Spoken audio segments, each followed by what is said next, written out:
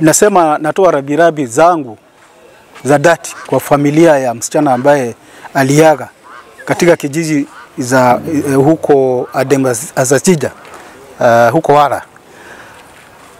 Langu tu ni kusema ya kwamba tunafuatilia sana ile ilifanyika siku hiyo, na tayari tuko na watu watatu ambao wamekamatwa na polisi tayari. Tuko na bwana ya huyo msichana, tuko na ndugu yake, na pia mwenye nyumba ambaye ilichomeka, because tungetaka pia kujua ushuhuda yake atasema nini. Lakini tuelewe ya kwamba hii ni kesi ya jinai na DCI ndio wenye kufuatilia kabisa. Ile ushahidi ambaye tutapeleka kotini ndio ya maana zaidi.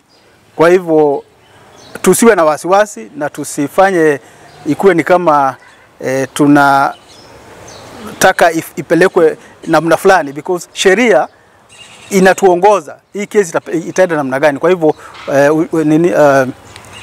uchunguzi inaendelea, tuko makini kabisa, na kama kamati ya usalama kuna visa ambazo hatutakubali mambo ya masla. Tuseme kama hii kesi ambapo inaonekana kabisa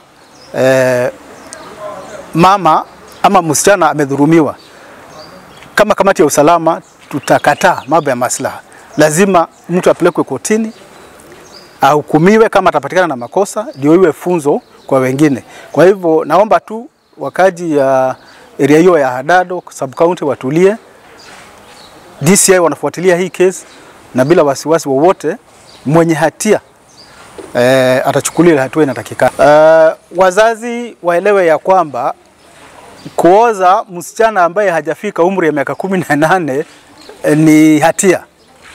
Ni hatia kabisa, na hata ukifanya kisiri namna gani itajulikana.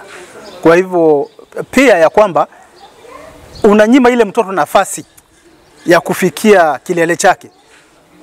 Kwa sababu kama ukipeleka yule mtoto shule, kama ungeruhusu mtoto asome, labda angekuwa mwalimu, angekuwa daktari, angekuwa mfanyabiashara mwenye hali ya juu. Lakini pia kisheria hairuhusu.